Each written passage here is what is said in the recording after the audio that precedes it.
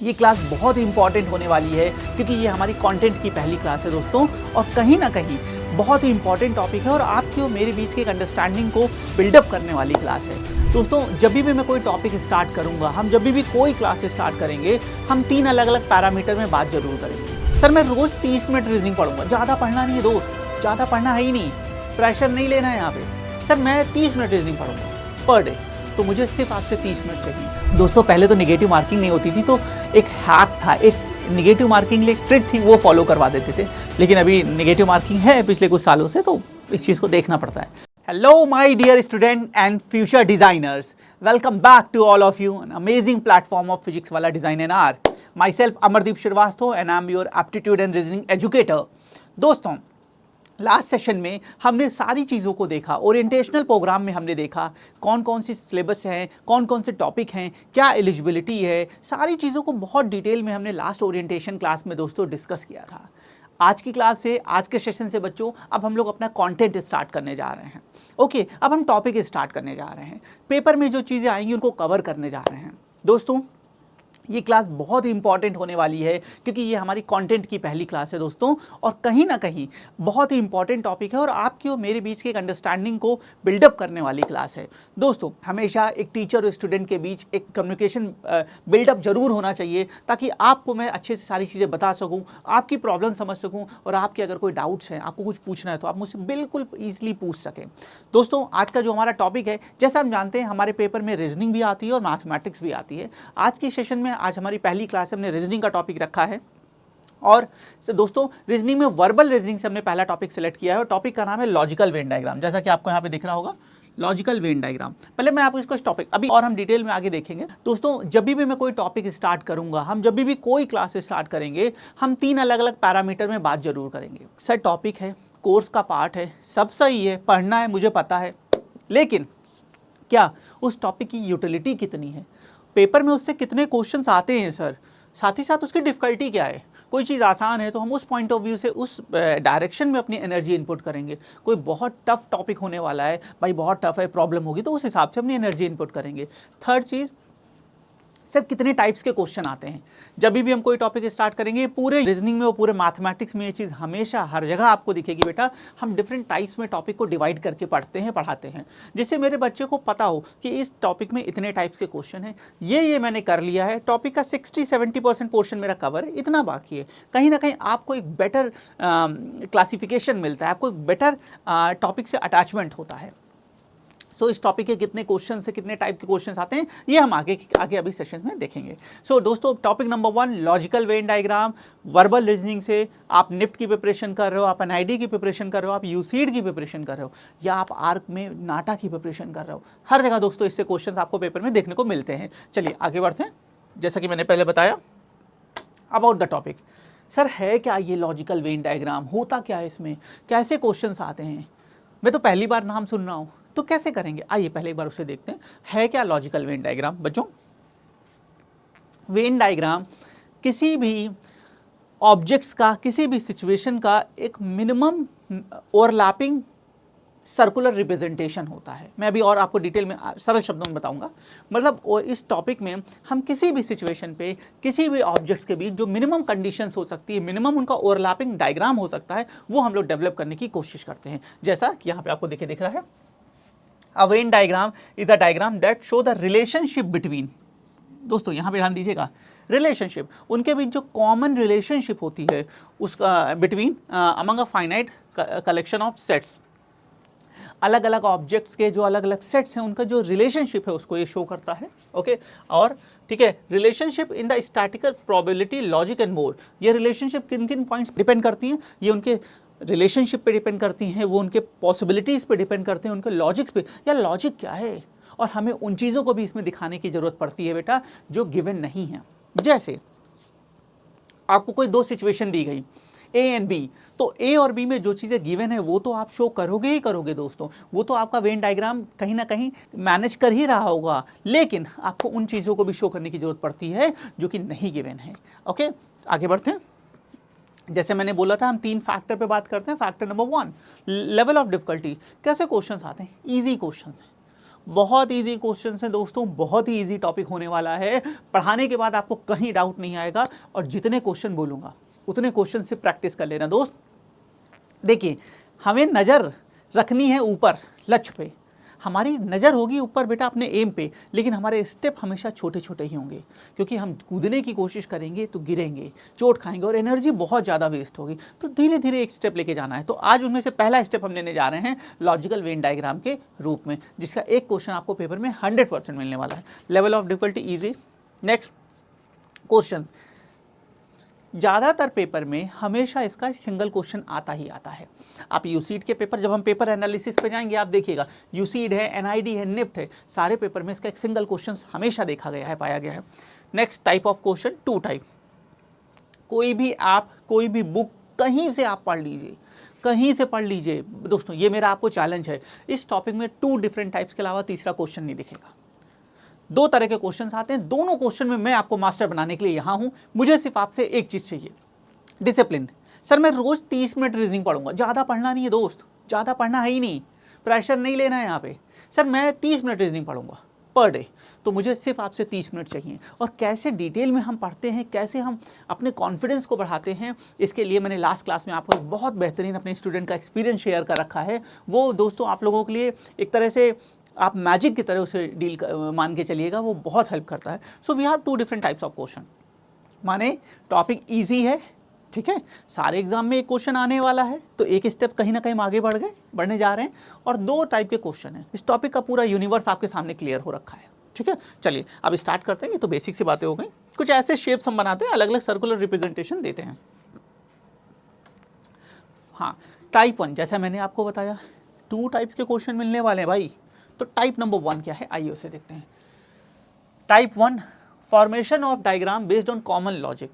जो भी हमें ऑब्जेक्ट्स दिए जाएंगे उनके बीच जो कॉमन लॉजिक है, जो कॉमन सिचुएशन है, उनके बेसिस पे हम कॉमन डायग्राम बनाते हैं।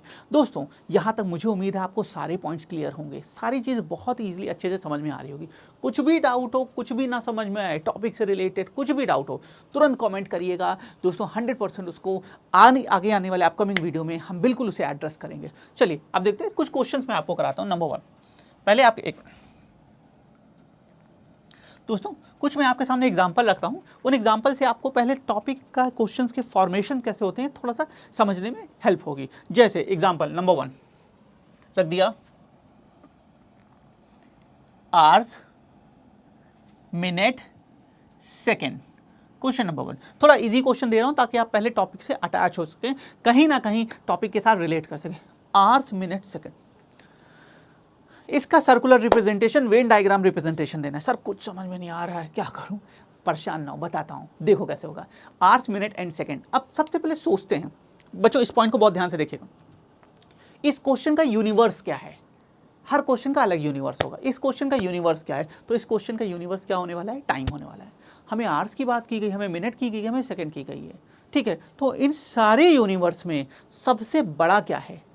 तो पता चला आवर्स सबसे बड़ा है, ठीक है। तो मैंने एक सर्कल बना दिया आवर्स का, ये आवर्स हो गया हमारा। अब अगला आता है मिनट, उसके बाद कौन सा है? सर आर के बाद मिनट भी तो होता है ना, ओके। तो मिनट कहाँ बनेगा? तो सारे के सारे मिनट कैसे पैदा होते हैं, कहाँ से निकलते हैं? आर से निकलते हैं। आर होगा तो ही उसके अंदर मिनट होंगे। 1 आवर में 60 मिनट, ऐसा ना। तो मिनट कहाँ बन जाएगा? मिनट यहाँ बन जाना है दोस्तों, हमने मिनट यहाँ बना दिया, ठीक है। आप सबसे पहले क्या किया? आवर्स। अच्छा ये क्वेश्चन का यूनिवर्स क्या है? टाइम का यूनिवर्स है। सबसे बड़ा क्या होने वाला है? आवर्स होने वाला। सबसे पहले आवर्स बना दिया। मिनट कहाँ आएगा दोस्त? मिनट इसके अंदर आएगा, तो उसके अंदर मिनट बना दिया। अब बारी आती है सेकंड की। सर सेकंड तो आर के भी अंदर आ रहा है, सेकंड तो मिनट के भी अंदर आ रहा है, कहाँ बना दें? तो दोस्तों सेकंड दोनों के अंदर है, पर सेकंड की प्राइमरी यूनिट सेकंड कहाँ से आएगा? मिनट से आएगा, क्योंकि कुछ सेकंड्स को मिला के 60 सेकंड्स को मिला के बेसिकली 1 मिनट बनता है। So we have second here. So question number 1 बहुत बेसिक सा, आवर्स, मिनट एंड सेकंड। सबसे पहले क्या देखना है? क्वेश्चन का यूनिवर्स। क्वेश्चन किस यूनिवर्स है? क्वेश्चन टाइम के यूनिवर्स है। सबसे बड़ा क्या है? आवर्स, उसके अंदर मिनट, उसके अंदर सेकंड। आपके सामने क्वेश्चन को बहुत अच्छे से देखिए, ऑब्जर्व करिए, लग रहा हो तो वीडियो को पॉज करके टाइम दीजिए, समझिए। देखिए तेजी से क्वेश्चन लगाना थोड़ा हेल्प करता है दोस्तों, लेकिन बच्चों अगर आप रुक के अच्छे से समझ के अंडरस्टैंड करके टॉपिक को, कॉन्सेप्ट को, और बियॉन्ड द लाइन जाके देखते हैं, जो एक टीचर नहीं बोल रहा है, जो मैं नहीं बोल रहा हूँ, उसके बाहर जाके आप समझने की कोशिश करते हैं, तो आप कम क्वेश्चंस में बहुत बेहतरीन कॉन्सेप्ट और कॉन्फिडेंस डेवलप कर सकते हैं। आई होप क्वेश्चन नंबर 1 काफ़ी हद तक क्लियर होगा सबको।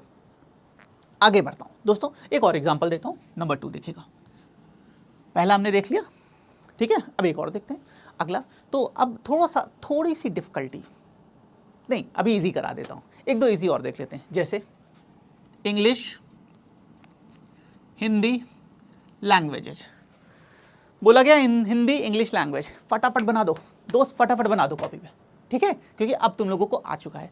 क्वेश्चन है इंग्लिश, हिंदी, लैंग्वेज। अब सबसे पहले क्या बोला था, क्वेश्चन का यूनिवर्स क्या है, तो English, Hindi, language. Sir question का यूनिवर्स लैंग्वेजेस है, अलग अलग हमारे यहाँ बहुत सी लैंग्वेजेस हैं, उसमें से यहाँ पे 2 लैंग्वेज की बात की। तो सबसे पहले क्या बनेगा दोस्तों, बताइए, सबसे पहले लैंग्वेजेस, सबसे पहले लैंग्वेज बना दिया, चलेगा। अब लैंग्वेज के बाद दोस्तों नंबर 2 इंग्लिश, तो इंग्लिश कहाँ बनेगी, तो मुझे पता है इंग्लिश एक सब कैटेगरी है। दुनिया में बहुत सी लैंग्वेजेस हैं, दुनिया में बहुत सी भाषाएं हैं, जिनमें से इंग्लिश बेटा एक सब कैटेगरी है, तो इसी के अंदर यहाँ पे इंग्लिश बन जाना है। अब हिंदी कहाँ बनेगा, हिंदी भी तो एक लैंग्वेज की कैटेगरी है, हमारी मातृभाषा है हिंदी भी तो एक लैंग्वेज की कैटेगरी है, वो कहाँ बनेगी, वो भी इसके अंदर बनेगी। लेकिन एक क्वेश्चन आएगा, क्या इंग्लिश और हिंदी ओवरलैप करेंगी? कुछ लोग इंग्लिश भी बोलते हैं, हिंदी भी बोलते हैं, ओवरलैप करेगी? नो, नहीं, क्योंकि हम यहाँ इस बेसिस पे डायग्राम नहीं बना रहे हैं कि कौन किसको बोलता है, नहीं, हमारा यूनिवर्स है different types of languages. Languages कितने टाइप की हैं, तो उसके तो यहाँ पे हमारा हिंदी बन के आ जाएगा। क्वेश्चन नंबर 2 आपके सामने है, लैंग्वेजेस, हिंदी, इंग्लिश। देखिए ध्यान से, क्लियर? आई होप दोनों क्वेश्चन आपको क्लियर हो रहे होंगे, समझ में आ रहे होंगे। थोड़ा सा आगे बढ़ते हैं बच्चों, कुछ और अभी हम लोग देखेंगे, अभी हम लोग कुछ एग्जांपल्स देख रहे हैं, फिर मैं क्वेश्चंस भी कराऊंगा आपको, ठीक है, प्रीवियस ईयर क्वेश्चंस। हाँ, एक चीज़ और बता दूं, हमारी जो भी क्लास होगी बेटा, मेरा जो पर्सनल कंटेंट है, जो मैंने बहुत से बुक्स से, बहुत से अलग अलग सोर्सेज से बेस्ट जो मुझे लगा वो आपके लिए मैंने बनाया है, वो मैं डिस्कस करूँगा। इसके बाद में सारे उस टॉपिक के प्रीवियस ईयर क्वेश्चन, उस पर्टिकुलर टॉपिक में जितने प्रीवियस ईयर क्वेश्चन आए हैं वो सब के सब डिस्कस होंगे। बाहर से जाना नहीं, परेशान नहीं होना। हाँ, हम प्रीवियस ईयर पेपर करेंगे एक टाइम मैनेजमेंट के पॉइंट से, कॉन्फिडेंस डेवलपमेंट के पॉइंट से, लेकिन क्लासरूम कंटेंट में topic wise previous year paper यहीं मिलेंगे आपको, ठीक है। आई होप ये दोनों क्वेश्चंस क्लियर होगा। एक और एग्जांपल देखते हैं, नंबर 3 देखिएगा बच्चों।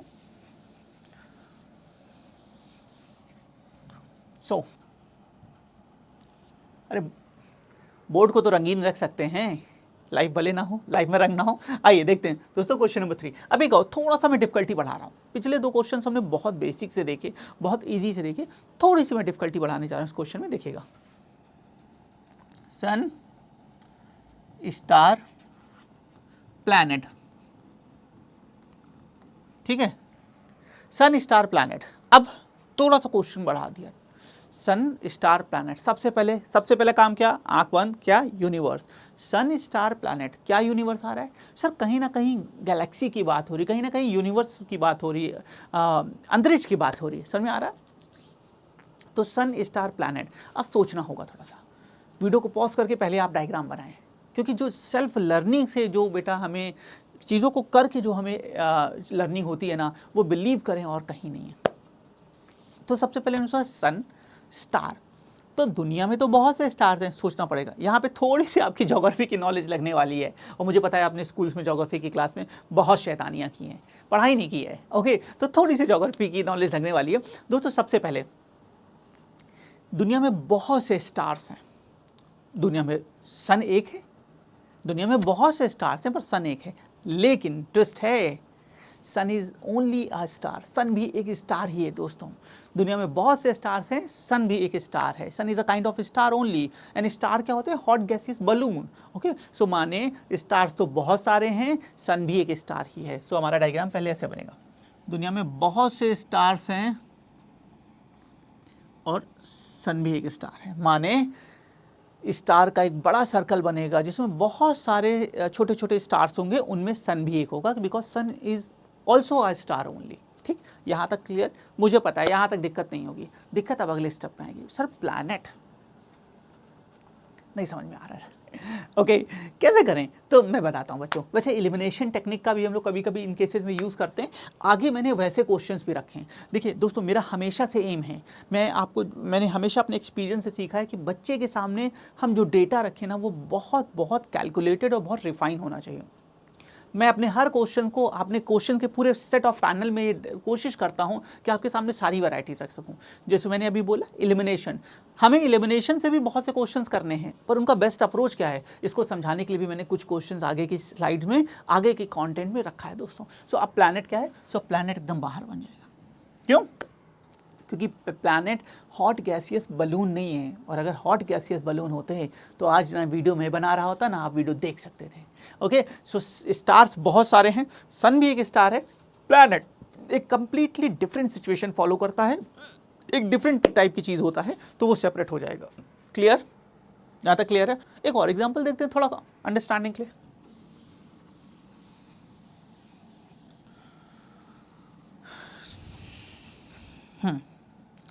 ओके क्वेश्चन नंबर 4, चलिए आइए देखते हैं अगला क्वेश्चन, थोड़ा सा और समझने की कोशिश करते हैं, थोड़ी सी डिफिकल्टी को और अच्छे से कहीं ना कहीं सब मैनेज करने की कोशिश करते हैं। ठीक है, अगला क्वेश्चन है एमपी, यूपी, बिहार। अगला क्वेश्चन है यूपी, एमपी, बिहार। फटाफट फटाफट पहले अपने कॉपी बनाएं, तुरंत अपने कॉपी पर सोल्यूशन बनाइए। UP, MP, Bihar. अब सबसे पहले क्या अप्रोच बताया, यूनिवर्स देखना है। यूनिवर्स देखना है तो क्या यूनिवर्स आ रहा है, स्टेट हैं। इंडिया एक कंट्री है बेटा जिसके अंदर बहुत से स्टेट हैं, उनमें से कुछ प्यारे प्यारे स्टेट्स के नाम मैंने आपकी स्क्रीन पर लिखा है। तो ये स्टेट हैं, लेकिन एक बात बताइए, क्या इसमें कहीं पे भी मैंने इंडिया बोला है? क्या इंडिया में क्वेश्चन, हाँ इंडिया में क्वेश्चन है, लेकिन क्या क्वेश्चन में इंडिया बोला है? नो। तो हम अपनी तरफ से इमेजिन नहीं कर सकते हैं। अभी इंडिया नहीं बोला है, तो माने एक बड़े से सर्कल के अंदर ही छोटे छोटे सर्कल तो नहीं होने वाले हैं। अब आया यूपी, एमपी एंड बिहार। इनमें क्या है? इनमें कोई सिमिलरिटी नहीं है। यूपी एक अलग स्टेट है, एमपी हो सकता है सिमिलरिटीज हो, पर इस क्वेश्चन के पॉइंट ऑफ व्यू से यूपी एक अलग स्टेट है, एमपी एक अलग स्टेट है और बिहार एक अलग स्टेट है, कोई सिमिलरिटी नहीं है। तो क्या इनको ओवरलैप करा सकते हैं? नहीं करा सकते हैं, क्योंकि ओवरलैपिंग के लिए हमें कुछ और डेटा डिवन होना चाहिए था जो नहीं है। सो आंसर क्या आ जाएगा? Separate, UP, MP, Bihar. क्यों? क्योंकि इंडिया नहीं बोला, इंडिया बोलते तो बड़े से में सब आ जाते, या कुछ कॉमन कैरेक्टरिस्टिक नहीं बोला, तो ऐसे नहीं है, तो ये तीनों सेपरेट बन जाएंगे। दोस्तों आई होप ये चारों आपको जो मैंने अभी एग्जाम्पल्स दिए हैं क्लियर होंगे। अगर नहीं समझ में आया है फिर से वीडियो को दोबारा देखें, कई बार देखें, आपको 100% समझ में आएगा। मैंने हर तरह के केसेस को यहाँ पे शामिल करने की कोशिश की है। अब हम लोग कुछ क्वेश्चंस की तरफ आगे बढ़ रहे हैं। पहले मैं कुछ आपको अपनी तरफ से क्वेश्चंस कराऊंगा दोस्तों, उसके बाद फिर हम आगे चल के देखेंगे, आगे चल के हम डिस्कस करेंगे कि कैसे कैसे बेटा हम प्रीवियस ईयर क्वेश्चंस की क्या डिफिकल्टी रही है और उनको कैसे आगे हम लोग सॉल्व कर सकते हैं। आइए दोस्तों चलिए। हाँ, अब कुछ एग्जाम्पल्स हैं, जैसे मैंने बताया था हम कुछ एग्जाम्पल देखने जा रहे हैं। चलिए स्टार्ट करते हैं। क्वेश्चन नंबर 1 है एक्टर, प्रोड्यूसर, डायरेक्टर। हम सभी को मूवी देखना पसंद है, ठीक है, देखते रहते हैं, सबके फेवरेट एक्टर होंगे, ठीक है। ओके, अब यहाँ पे है एक्टर, प्रोड्यूसर एंड डायरेक्टर, ठीक है। चलिए डायग्राम बनाते हैं। तो सबसे पहले यूनिवर्स, तो यूनिवर्स देखा, क्या यूनिवर्स है? ओके, कहीं ना कहीं बॉलीवुड की बात है। सो अभी क्या करना है देखते हैं। तो एक्टर कौन होता है? अब सोचेंगे एक्टर कौन होता है? जो हीरो होता है, जो मूवी में काम करता है, वो एक्टर है। प्रोड्यूसर कौन है? जो प्रोड्यूस करता है। डायरेक्टर कौन है? जो डायरेक्ट करता है। अब इनकी ओवरलैपिंग देखने की कोशिश करेंगे। क्या कोई ऐसा एक्टर है दोस्तों, क्या कोई ऐसा एक्टर है जो प्रोड्यूसर भी है और साथ ही साथ डायरेक्टर भी है? या कोई ऐसा प्रोड्यूसर है जो डायरेक्टर भी हो सकता है? अब देखिए, क्या इनमें कॉमन सिमिलरिटीज, कॉमन चीज़ें हो सकती हैं? सोचने की कोशिश करिए। बिल्कुल हो सकती हैं। एक एक्टर प्रोड्यूसर भी हो सकता है, डायरेक्टर भी हो सकता है, तीनों हो सकता है, बिल्कुल हो सकता है। तो माने हमारा जो आंसर फिगर होगा वो, लेकिन जरूरी नहीं है, बिल्कुल मैंडेटरी नहीं, बिल्कुल जरूरी नहीं है, लेकिन कॉमन हो सकता है। माने हमारे डायग्राम में कुछ पोर्शन तो कॉमन शो होना चाहिए और कुछ ऐसा पोर्शन भी है जो बेटा कॉमन नहीं होना चाहिए, क्योंकि इंडिविजुअल भी होते हैं। सो अब हाँ, जैसे मैं आपको पहले बताता एलिमिनेशन, दोस्तों ऑब्जेक्टिव नेचर के पेपर में क्वेश्चन सॉल्व करने का सबसे बेस्ट जो अप्रोच है वो एलिमिनेशन है। आप एलिमिनेशन से कहीं ना कहीं हो सकता है थोड़ा सा टाइम ज़्यादा लग जाए, मैं ये मानता हूँ, मैं इसे डिनाई नहीं कर रहा हूँ, थोड़ा सा कभी कभी टाइम ज़्यादा लगता है दोस्तों, लेकिन आप बिलीव करें जो एक्यूरेसी निकल के आती है ना, वो जो कॉन्फिडेंस आपको देती है वो बहुत ही अलग लेवल की है, अलग एज देती है आपको। तो अब आते हैं कॉमन देखने की कोशिश करें। नंबर जैसे एलिमिनेशन से आते हैं, ऑप्शन नंबर ए पे आता हूँ, ठीक है।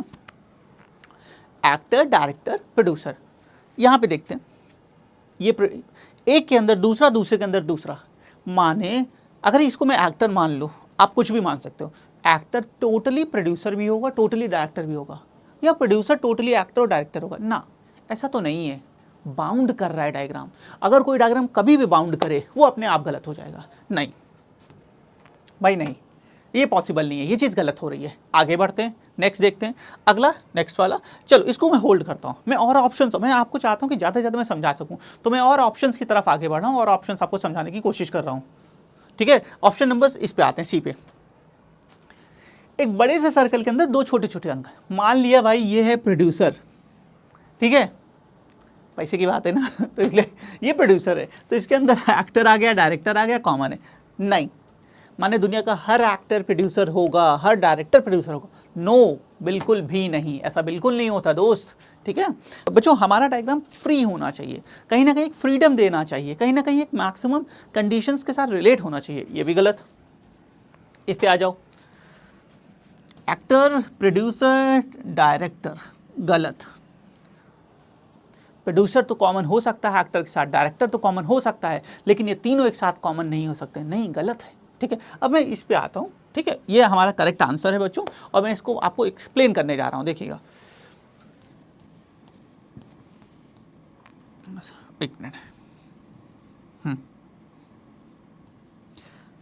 कुछ प्रोड्यूसर इंडिविजुअल भी हैं, उनको किसी से मतलब नहीं है, वो इंडिविजुअल प्रोड्यूस करते हैं।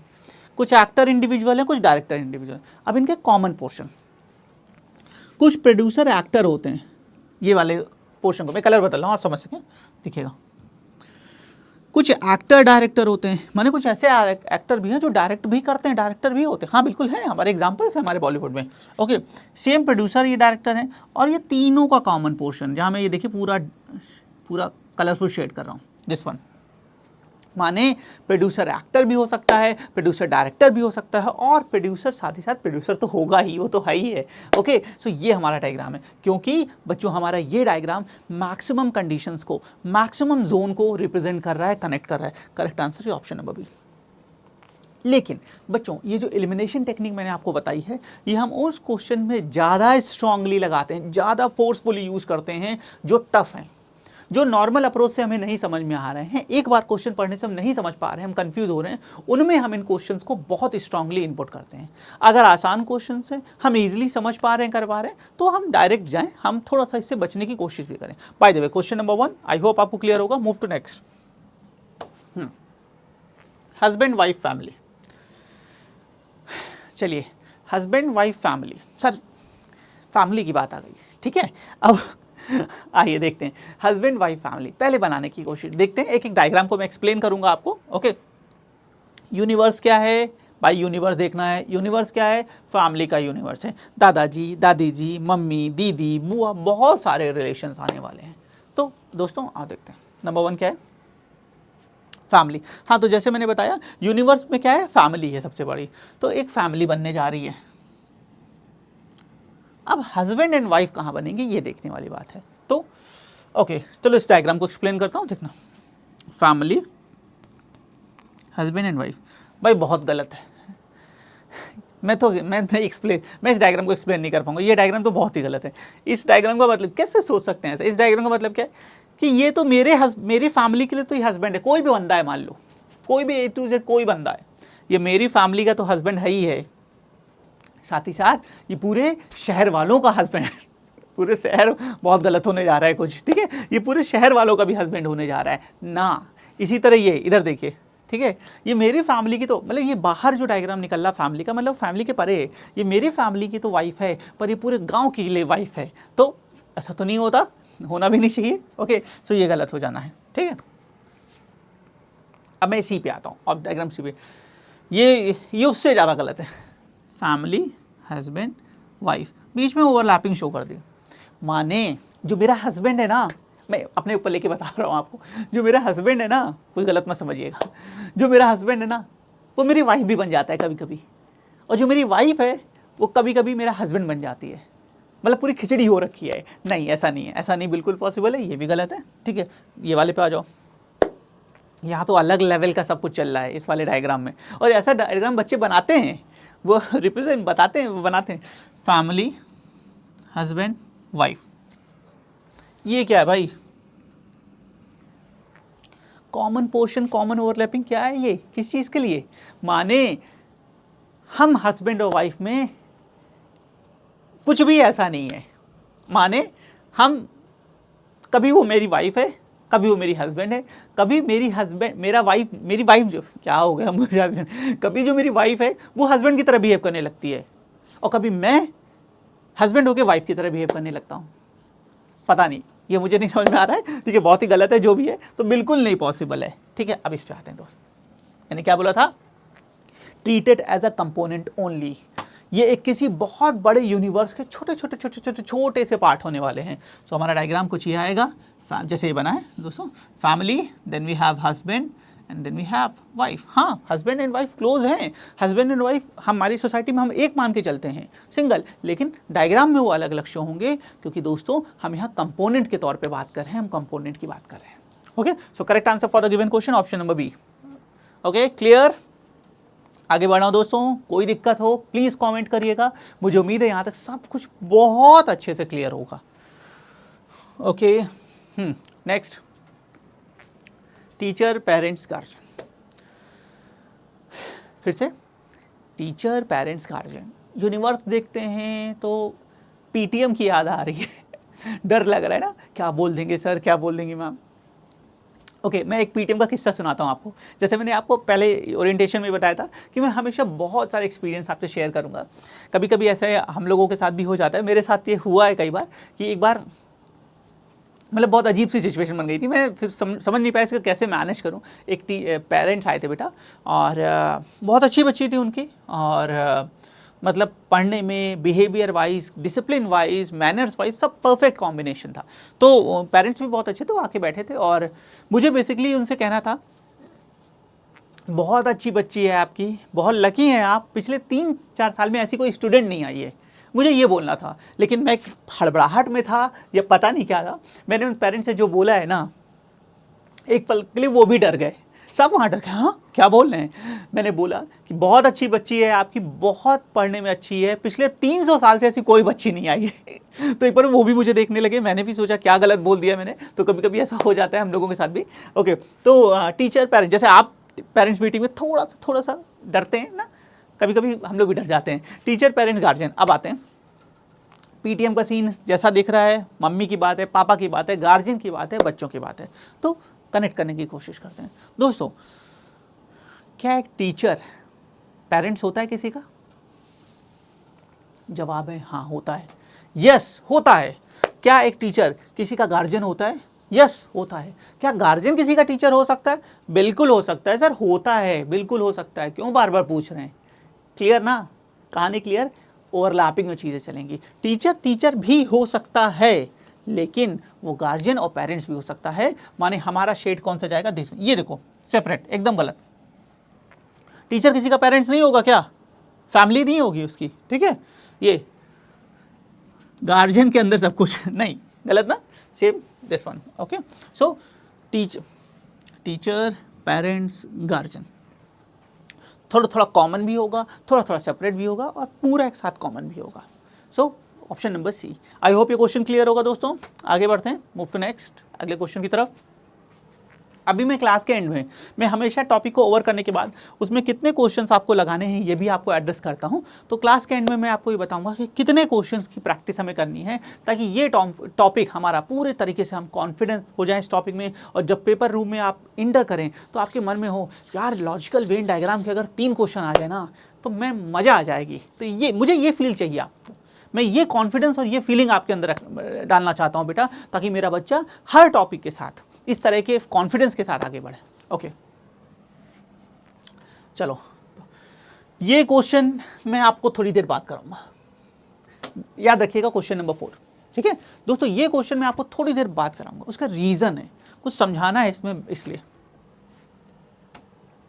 हाँ, house, washroom, bedroom, house, washroom, bedroom, कहानी क्लियर है ना। फैमिली, एक घर की बात हो रही है, घर में कुछ कुछ चीज़ें हैं, उनके बारे में बात होने जा रही है। आइए देखते हैं। सो ऑप्शन से आते हैं।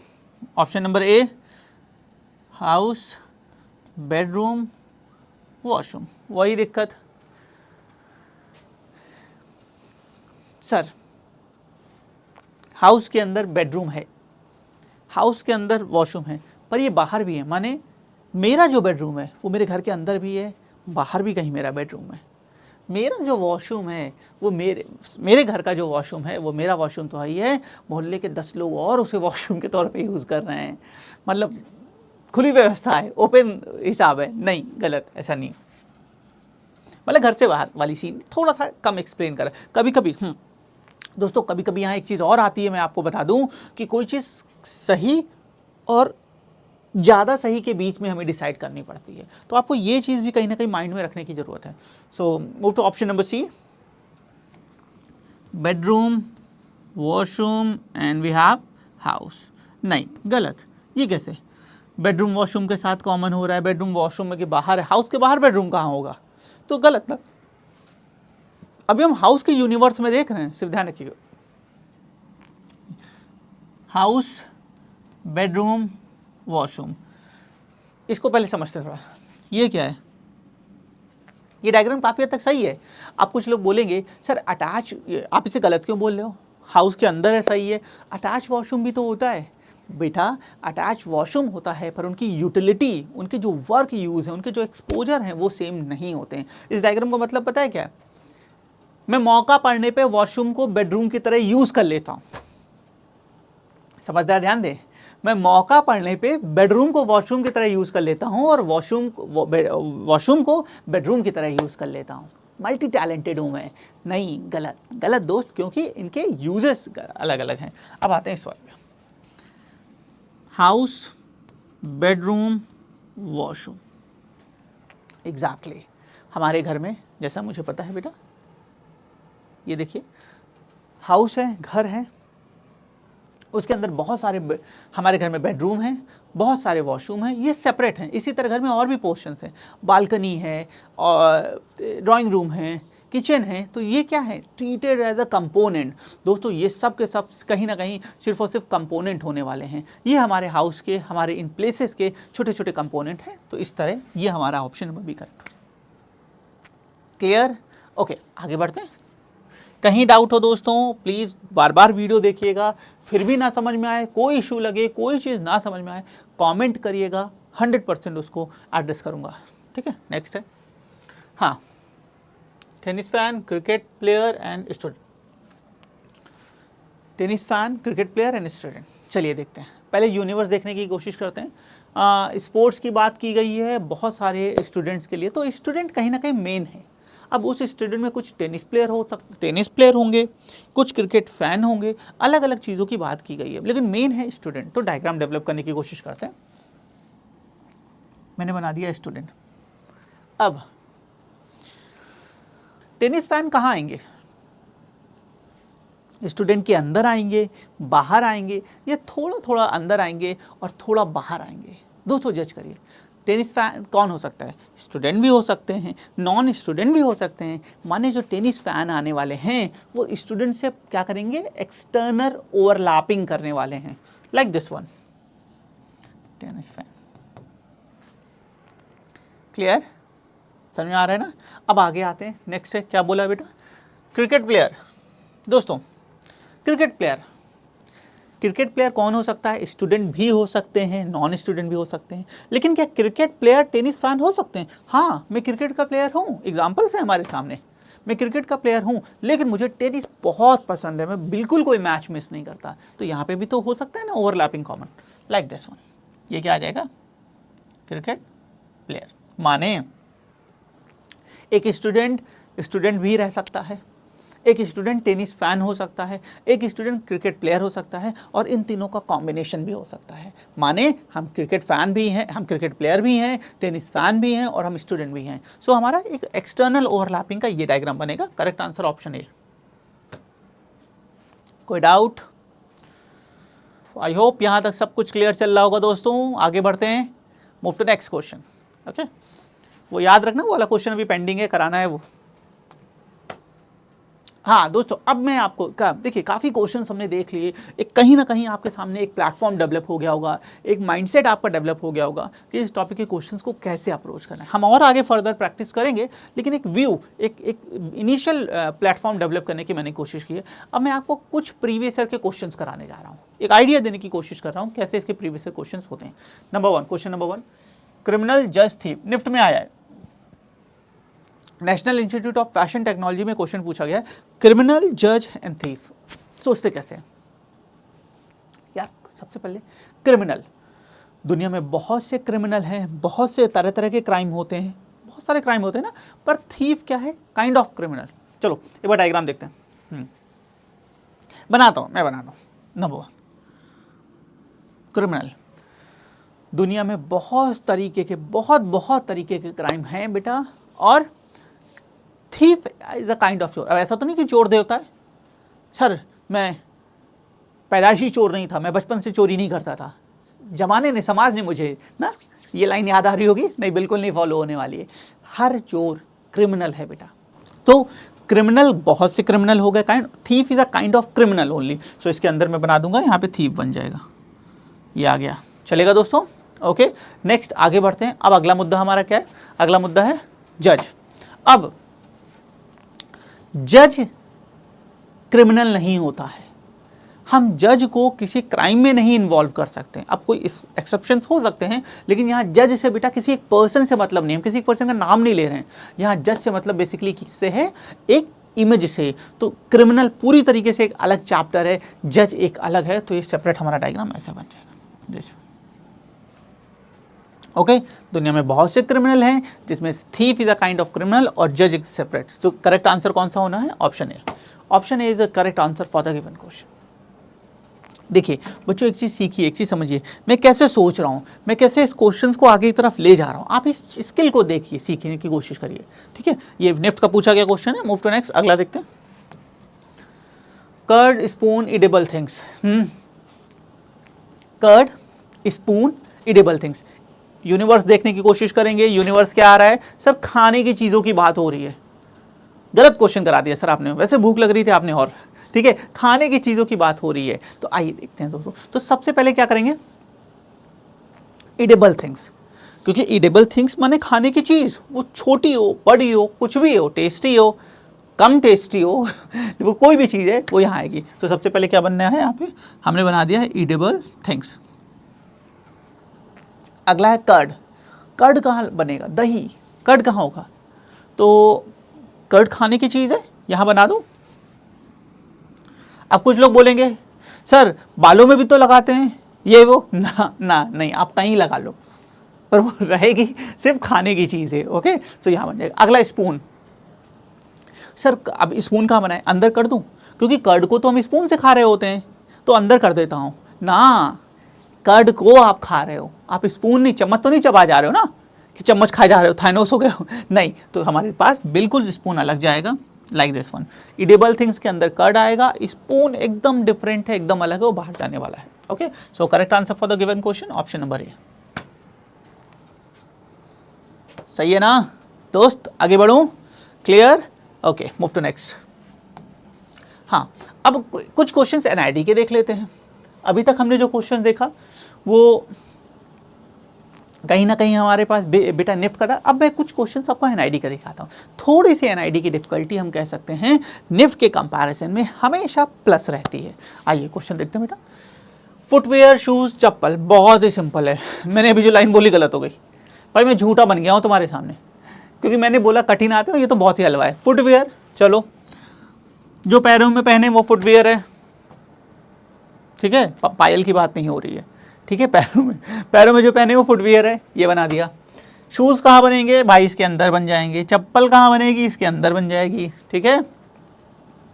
ये सुन लिया करो मम्मी की, नहीं तो उड़ती हुई चप्पल हमेशा पड़ती रहेंगी। तो ये भाई डायग्राम है, फुटवेयर के अंदर शूज, शूज के अंदर चप्पल, कुछ दिमाग नहीं लगाना। ऑप्शन डी हलवा क्वेश्चन है। आगे बढ़ूँ, क्लियर है? ठीक है। अच्छा, अभी क्लास के एंड में मैं आपको दोस्तों की अप्रोच भी बताऊंगा शॉर्ट में, आगे डिटेल में देखेंगे कि कैसे इन क्वेश्चंस को आपको अगले 10, 12, 15 दिनों तक टारगेट करना है, जिससे मैक्सिमम कॉन्फिडेंस और मैक्सिमम सब्जेक्ट नॉलेज गेन सकें। नेक्स्ट, बहुत जबरदस्त क्वेश्चन है दोस्तों। एनआईडी का पूछा गया क्वेश्चन है, या तो 19 या 18 का क्वेश्चन है दोस्तों। ज़्यादातर बच्चों को इस क्वेश्चन में डाउट आता है, बहुत बच्चे इस क्वेश्चन को गलत करते हैं, या गलत नहीं करते हैं तो इतना ज़्यादा टाइम लगा देते हैं दोस्तों कि वो गलत के बराबर हो जाता है। आइए देखने की कोशिश करते हैं। Sibling, sister, boy, universe. Sir यहाँ पे सिबलिंग की बात की गई है, भाई बहन की बात की गई है, तो ये सबसे बड़ा यूनिवर्स है। तो सबसे पहले मैंने सिबलिंग बना दिया।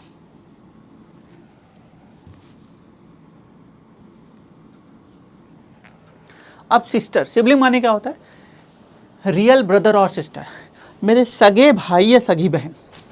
और सिस्टर कहाँ है कि सिस्टर माने क्या होता है? सिस्टर माने होता है बहन, हमारी बहन, हमारी बहन जो होती है। So sister completely surrounded from sibling, तो सिबलिंग के अंदर सिस्टर बना दो। कलर बदलता हूं, ये सिस्टर हो गया।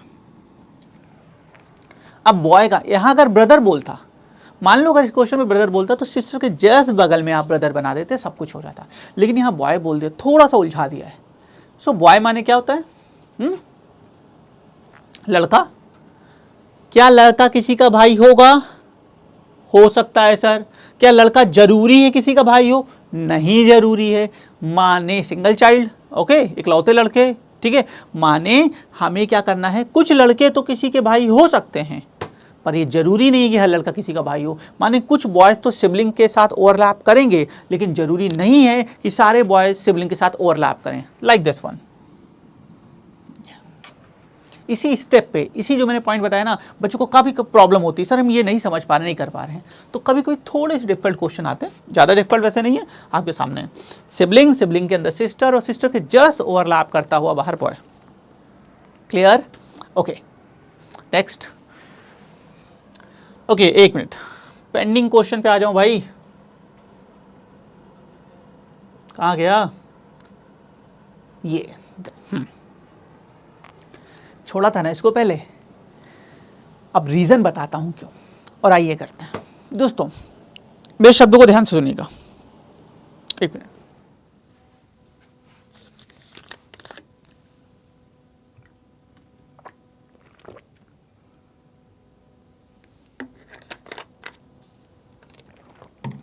बच्चों